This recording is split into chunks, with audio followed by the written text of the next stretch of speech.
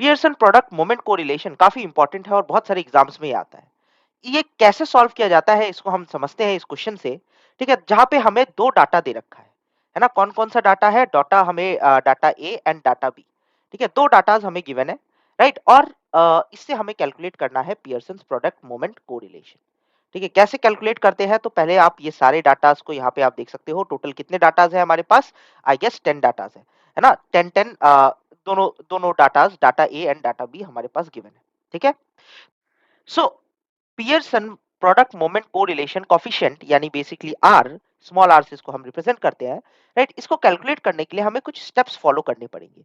ये दोनों डाटास के हम कैलकुलेट करेंगे और इसके कुछ स्टेप्स हैं जो बेसिक स्टेप्स हैं जिसको हमें फॉलो करना है। तो चलिए इसको हम फॉलो करते हैं और इसको हम सॉल्व करने की कोशिश करते हैं।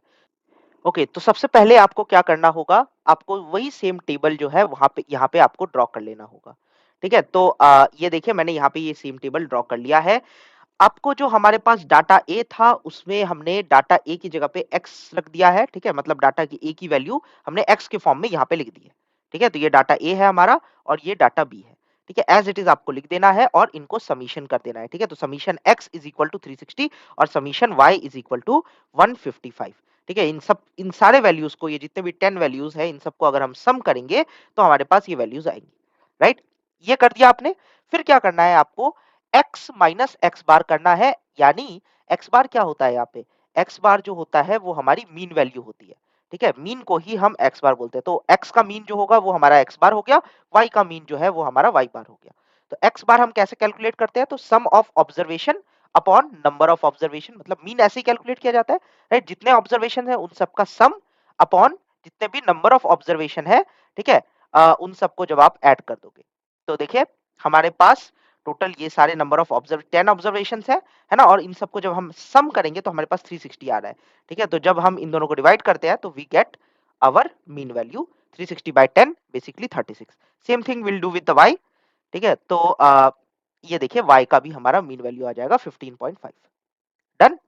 अब क्या करते हैं? चलिए वापस से टेबल पे चलते हैं।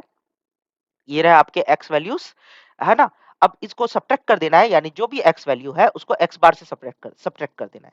तो x बार, हम x वैल्यू हमारे पास 34 था, x बार आया है 36। दोनों को सब्ट्रैक्ट करेंगे तो -2 आएगा। Same thing will do with 43, तो 7 आ जाता है। 32 4, ठीक है, -4 56 20 34 -2 35 -1 46 10। तो ऐसे करके हम सबको सब्ट्रैक्ट कर देंगे।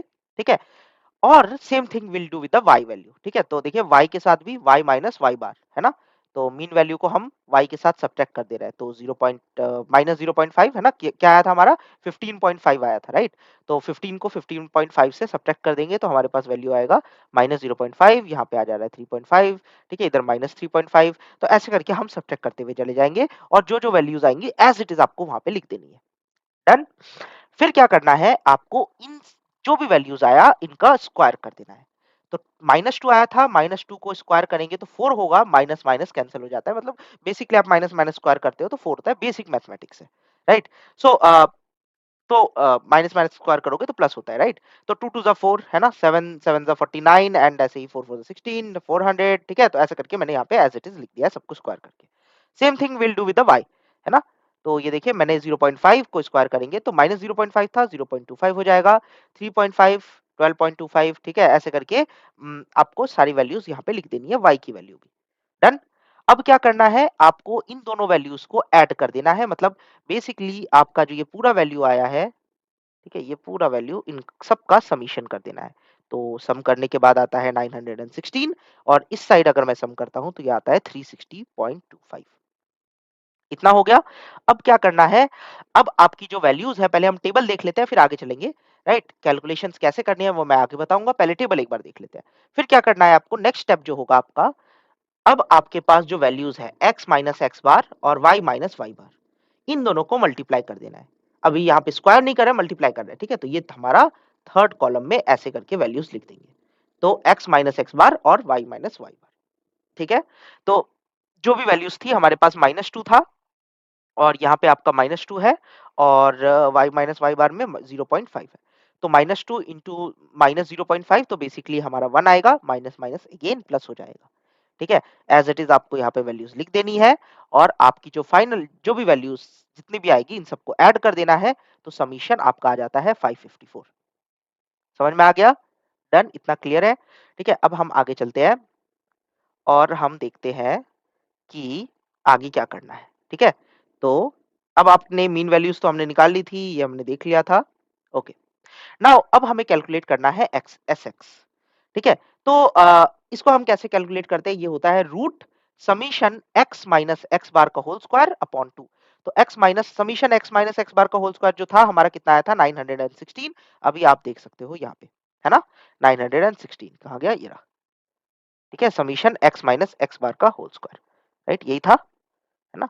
तो ये हमारा आया था 916 एज़ इट इज़ लिख दो अपॉन n। n हमारे पास कितना है, मतलब टोटल केसेस कितने हैं, टोटल सैंपल्स कितने हैं 10, राइट? तो 10 मैंने यहाँ लिख दिया है। इन दोनों को डिवाइड कर देंगे एंड रूट को सॉल्व करने के बाद हमारी जो वैल्यू आती है वो हो जाएगी 9.57, ठीक है? तो एक्स एसएक्स की वैल्यू आ जाती है हमारे पास 9.57, ठीक है? डन। अब ऐसे ही एसवाई निकाल लेना है आपको, ठीक है? तो ये देखिए सेम चीज सेम फॉर्मूला, राइट? इस टाइम आपको y लेना है, right? Sum of x y minus y bar का होल स्क्वायर, ठीक है? तो इसका कितना होता है ये देखिए, आपने देखा था, आपने खुद ही कैलकुलेट किया था 360.25, है ना? एज इट इज यहाँ पे लिख देना है y वाले का, ये रहा 360.25, ठीक है? और डिवाइडेड बाय 10, 10 से जब डिवाइड करेंगे तो हमारे पास एस वाई की जो वैल्यू आती है वो आती है 6, ठीक है? ओके, एस एक्स आ गया, एस वाई आ गया, अब क्या करना है? हाँ, अब हमें कैलकुलेट करना है पियर्सन्स मोमेंट कोरिलेशन, ठीक है? यानी स्मॉल आर को कैलकुलेट करना है, ठीक है? पियर्सन्स मोमेंट कोरिलेशन हम यहाँ पे कैलकुलेट करेंगे और यही तो हमें निकालना था, ठीक है? तो आप इसको इसको कैसे कैलकुलेट करते हैं? तो ये देखिए summation x minus x bar into y minus y bar upon n s x s s y, ठीक है? ये जो है ये आपका फॉर्मूला है, ये आपके बुक में भी गिवन है, आप वहां से इसको डायरेक्टली रेफर कर सकते हो। हम ये फॉर्मूला यूज करेंगे एंड वी विल मल्टीप्लाई। तो S x minus x bar into y minus y bar का हमने अभी किया था, राइट? समीशन ये रहा, यही तो था ना, एक्स माइनस एक्स बार और वाई माइनस वाई बार, राइट? ठीक है, तो इसको हमने कैलकुलेट किया था, 554 आया था हमारे पास। बस एज इट इज उसको लिख दो 554, 10 और एन जो है हमारे पास 10 है, एस एक्स कितना है 9.57 एंड एस वाई कितना है 6, ठीक है? तो बस इसके साथ आपको इसको मल्टीप्लाई करके डिवाइड कर देना है, जो भी करना है, राइट? आप सिंपली कर सकते हो। पियर्सन्स मोमेंट को रिलेशन आपका आ जाएगा 0.97, 0.96 समथिंग आ रहा था, तो मैंने इसको ओवरऑल लेके अप्रॉक्स लेके 0.97 कर दिया है, ठीक है? इससे क्या पता चल रहा है? इससे पता चल रहा है कि आपका जो पियर्सन कोरिलेशन कोएफिशिएंट आ रहा है, ठीक है, of data A and data B is approximately 0.97, ठीक है, which is very close to 1, है ना? बहुत क्लोज है 1 के। तो इससे क्या पता चलता है? This high positive value of R suggests a very strong positive linear relationship between data A and data B. बहुत strong positive linear relationship है between data A and data B. अगर 1 से थोड़ा बहुत कम आता, ठीक है, या बहुत ज्यादा आ जाता तो फिर रिलेशनशिप अच्छा नहीं है। लेकिन अगर आपके 1 के आसपास आ रहा है, मतलब जो रिलेशनशिप है वो बहुत अच्छा है, ठीक है? 1 से अगर लेट्स से 1 एक मीडियम पॉइंट है और 1 से अगर दूर हो जाता है बहुत ज्यादा, दोनों साइड पॉजिटिव नेगेटिव, ठीक है, कुछ भी आए, ठीक है, तो कोरिलेशन जो है वो अच्छा नहीं है, ठीक है? लेकिन अगर आपका 1 के बिल्कुल क्लोज आ रहा है, तो इनके बीच का जो रिलेशनशिप है वो बहुत स्ट्रांग है। अंडरस्टूड? तो डाटा ए की वजह से डाटा बी इफेक्टेड हो रहा है। ये हमने यहाँ पे कैलकुलेट कर लिया। Is it clear? ठीक है। तो ये यही हमें फाइंड आउट करना था, ये कोरिलेशन फाइंड आउट करना था बिटवीन टू डाटास, वो हमने पियर्सन मोमेंट कोरिलेशन टेक्निक से हमने फाइंड आउट कर लिया।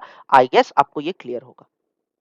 अगर आपको हमारा कंटेंट समझ में आ रहा है और ये अच्छा लग रहा है, तो don't forget to like and subscribe the channel and इसको शेयर करिए।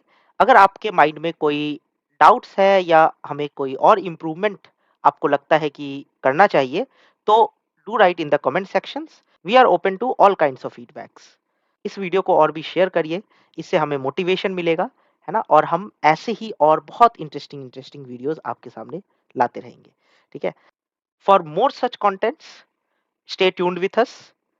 Thank you very much. मिलते हैं नेक्स्ट वीडियो में।